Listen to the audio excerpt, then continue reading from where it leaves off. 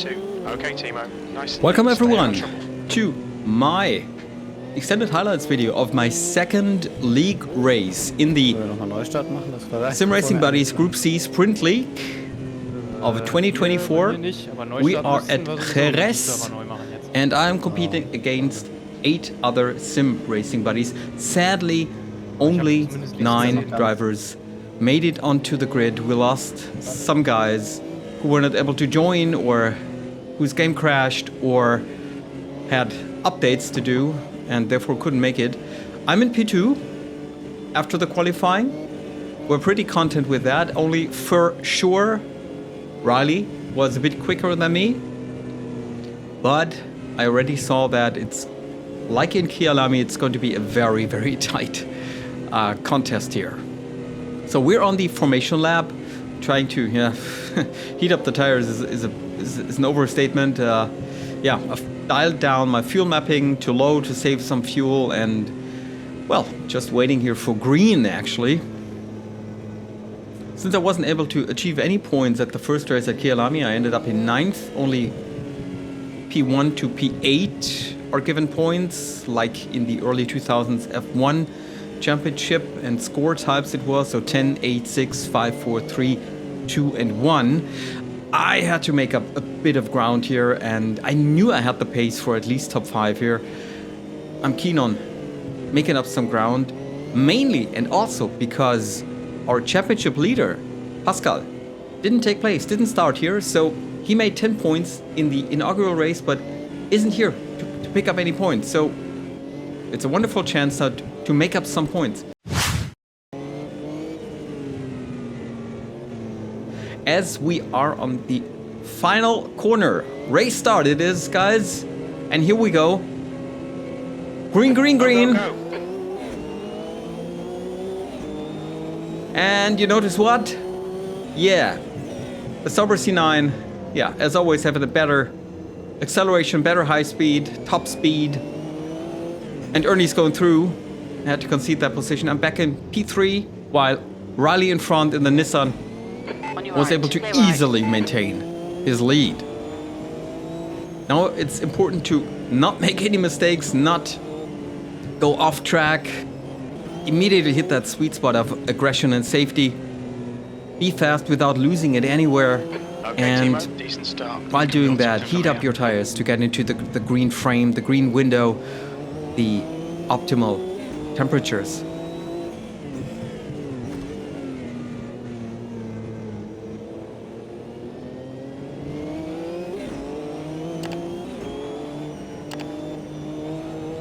Yannick behind me, already building up some pressure. And guys, you notice what? I'd forgotten to switch the fuel mapping back to high. And I just didn't realize at that point that I had forgotten it, or had forgotten it. But here is my chance, as Ernie did a slight mistake, going a bit too wide in that first right-hander, letting me through here. And look at the replay. Oh, he's also going wide in that second one or third right-hander there, losing a lot of ground over the grass, but I think he did not hit the wall, was able to recover, but only now in P7 while I'm in P2. Back where I started.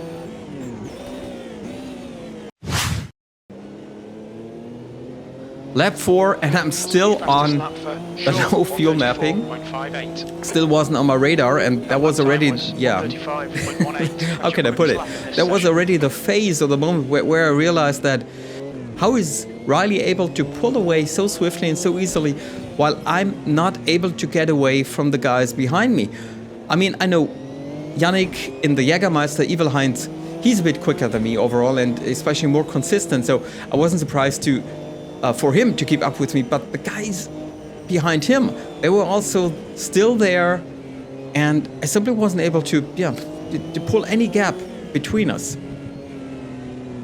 I was doing well, but not in position to build up a lead against these guys. So 12 minutes into the race, lap 8. And I'm still on the low fuel mapping, guys. Would you believe it? Losing about a second, two for sure ahead of me. But now take a look at Yannick. In my mirrors, here he goes a little wide, little off. You could have seen it going onto the grass. That gave me some breathing space for the first time since the start. Yannick himself under pressure now from Woody in P4 in another Nissan. And yeah, and now I thought, okay, come on, let's maximize that little benefit. That lap was a 134.54. And get in another fast lap.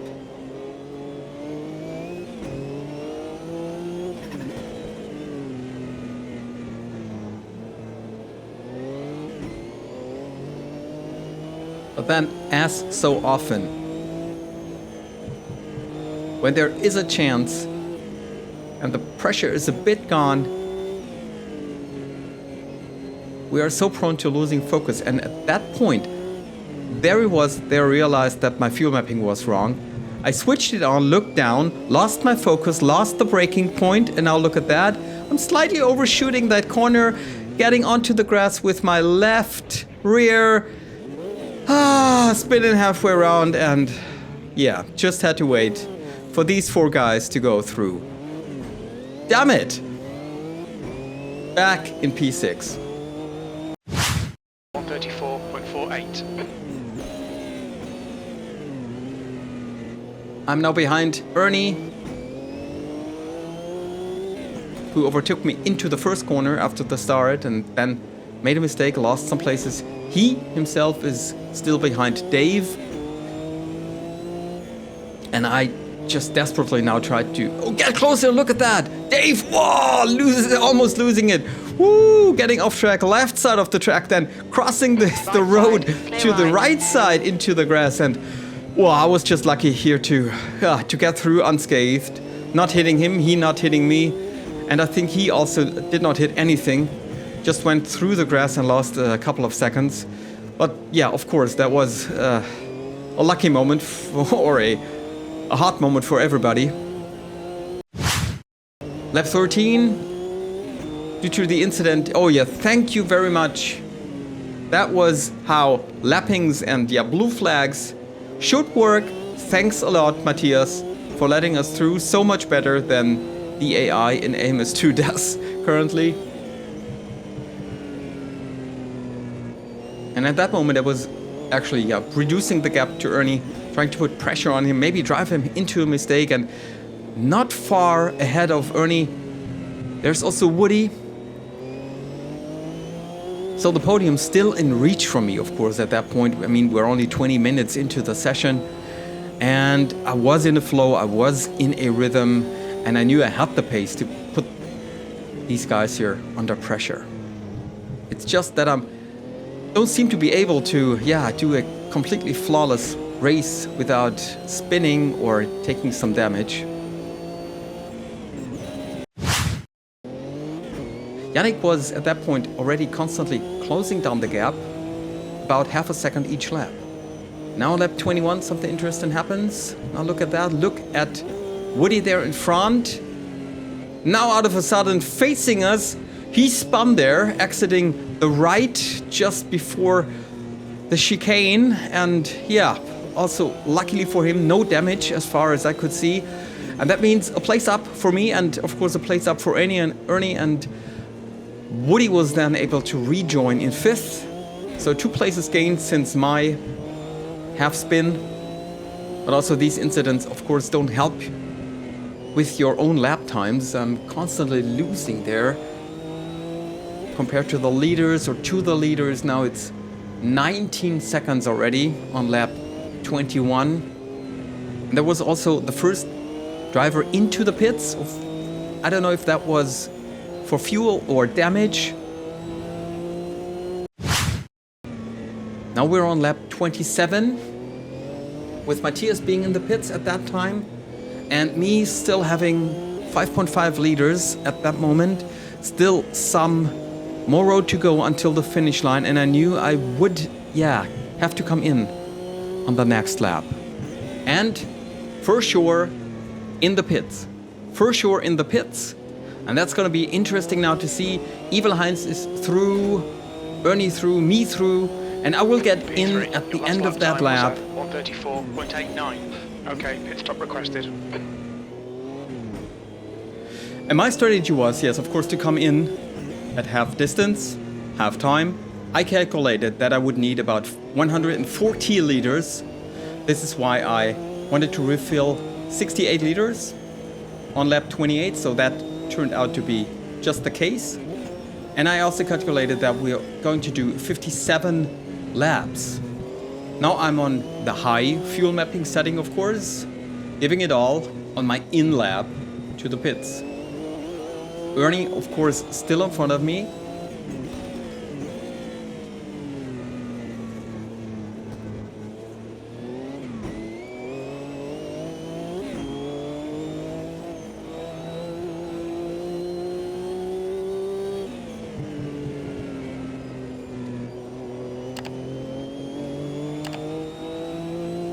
Alright, Timo, we expect there'll be no traffic on exit. When we leave the pits, we think we'll be in P4. Pit crew is ready.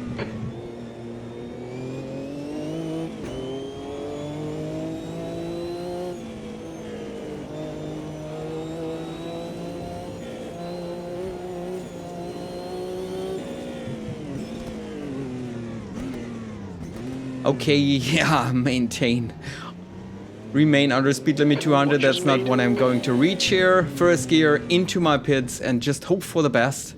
I'm in the pits. For sure it's already out. And as a matter of fact, some 41 seconds behind Yannick, while I'm taking a sip here of my alk-free Radler.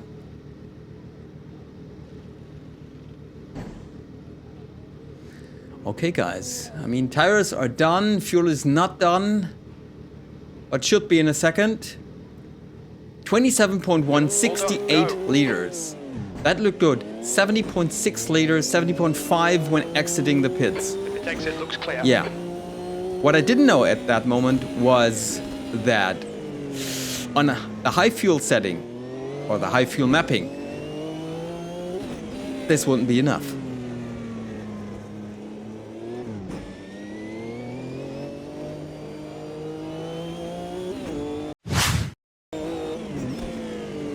Lap 32, and it's stopping time now for Yannick, who's leading the race. Very crucial moment for him. He's coming into the pits, and Ernie now, what is he doing? In the C9, staying out very long, so he must have had a lot of fuel on board. I had 70 liters, he must have had much more. And also, for sure, Riley is gaining a lot now, and this is crunch time, guys. Ernie also coming in. So he won't take the lead, but he's also in. I mean, technically he is right now because his pits are farther away or closer to the start-finish line. Ernie's still in the pits, and Yannick is out. Yannick out of the pits in front of Riley. So Yannick and also me through. Ernie is still in the pits. I'm through. Ernie's still in the pits. Wow. So clear winners of the pit strategy of the pit stops is Yannick, who was able to turn a P2 into a 4 seconds lead, and me even more now, only 14 seconds behind Yannick. So I made up also some ground against Yannick in the pits, and yeah, 12 seconds over Ernie. Wow. 6 laps ahead, and we can say that, yeah, everything was turning out to be consolidating, so to say. Yannick maintaining his lead, though Riley got a little closer, 2.3 seconds at that moment. I was 12 seconds behind, super slowly gaining on Yannick, just a couple of tenths at that time.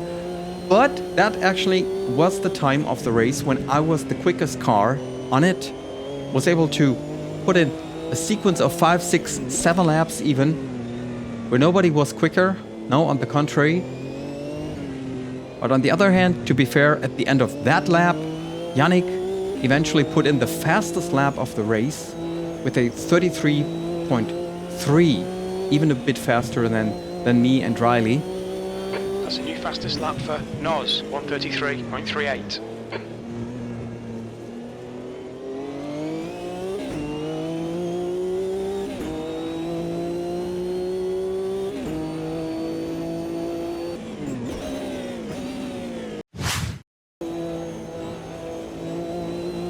Big jump to lap 50. You can tell by the differences that, yeah, things even have manifested themselves even more. Yannick safely ahead, 8 seconds now over Riley. Then it's me in P3, 16 seconds behind. And the main reason for that is not that I made a lot of mistakes, but because I once again had to reduce the fuel mapping. First to medium, and then I got even worried about that, if that would be enough. I dialed it down to low. Because again, I calculated 57 laps, and that's the main reason why I simply had to dial that down and do a bit of short shifting and what we call coasting. Letting the car roll a bit more, just to be safe. Because what I really do not want is to not finish the race because of no fuel. Running out of fuel. Here again, thanks a lot, Fanatics. This is how lapping should go. He moved over, clear movement, clear indication where he wanted me to go. He backed off on the straight, let me through, and put his foot onto the gas again. Okay.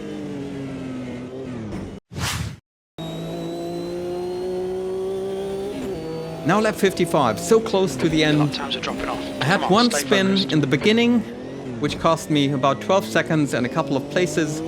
I had recovered from that, but guys, it seems I'm not made to finish these races without any damage.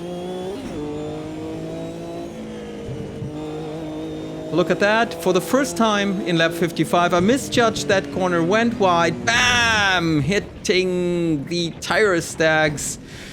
Ooh, and believe me guys, I was so lucky that I hit them in that angle and resulting only in 2 damage in the front and in the rear left suspension. So lucky.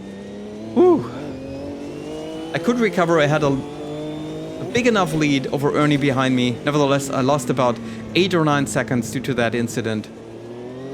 I wanted to show you that because, even on lap 55, silly things can happen.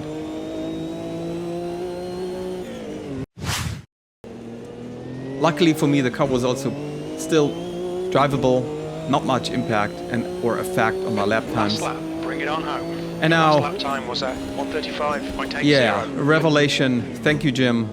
Last lap, still 4.2 liters left in my tank. I could safely dial back to the high fuel mapping setting and give it a go for the last lap this time.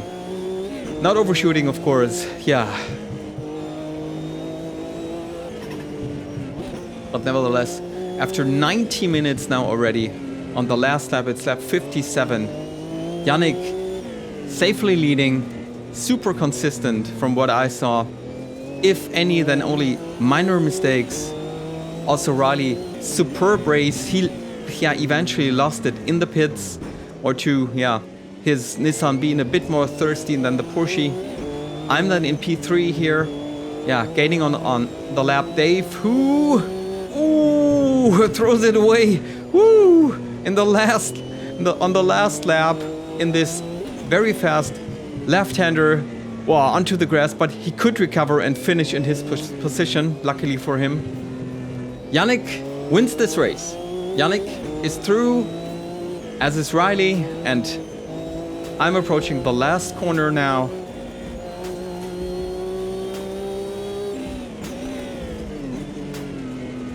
For the last time onto the start finish straight.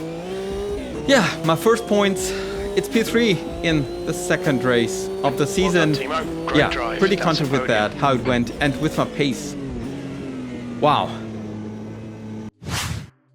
That was something. Here's the final results, guys.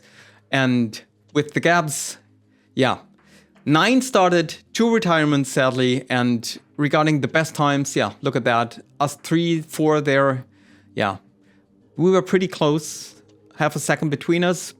I put in the second fastest lap time overall. And regarding the overall standings now, it's me in P6 after 2 rounds with 6 points behind Papa Patch, Ernie with 9, Isap with 10, who won the first race but did not start here at Jerez. Then it's for sure Riley, who became second today with 13 points, and Yannick already 18 points, leading the championship after a second place and a win here at Jerez.